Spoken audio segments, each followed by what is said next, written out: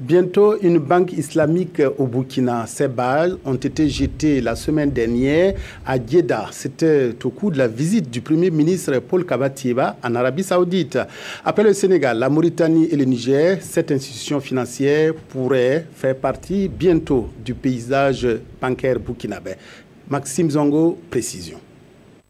L'un des objectifs majeurs de la visite du chef du gouvernement à Djeddah, au siège de la Banque islamique de développement, mener des actions dans le cadre de l'opérationnalisation des intentions de financement du PNDS.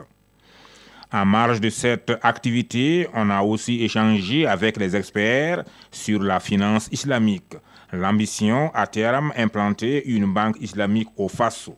La banque islamique, une fois qu'elle est opérationnelle au niveau du pays, elle va promouvoir les produits de la finance islamique.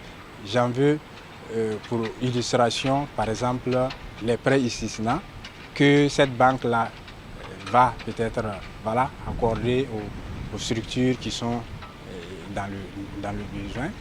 J'en veux comme illustration un autre produit qu'on appelle par exemple le Mourabaha, qui est similaire à une vente avec une marge bénéficiaire.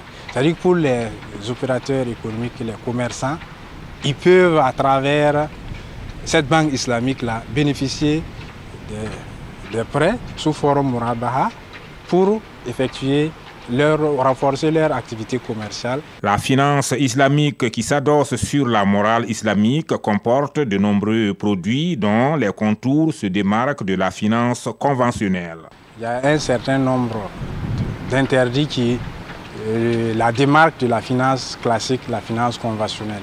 Si on prend par exemple la thésaurisation, l'islam ne recommande pas la thésaurisation. La corruption, l'islam interdit la corruption. L'islam interdit l'usure, c'est-à-dire que le prêt usurier, l'islam interdit. L'islam interdit par exemple la spéculation.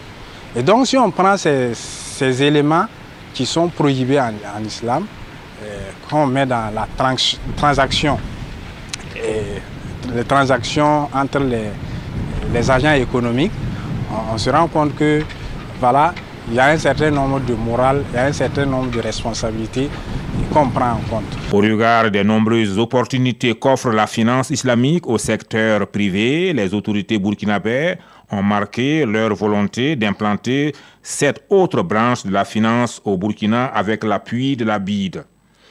Au terme des échanges, la BID, selon les experts, a eu une oreille attentive à cette requête et rassuré la délégation qu'une mission sera envoyée dans les toutes prochaines semaines à Ouagadougou pour avoir des contacts avec les autorités compétentes.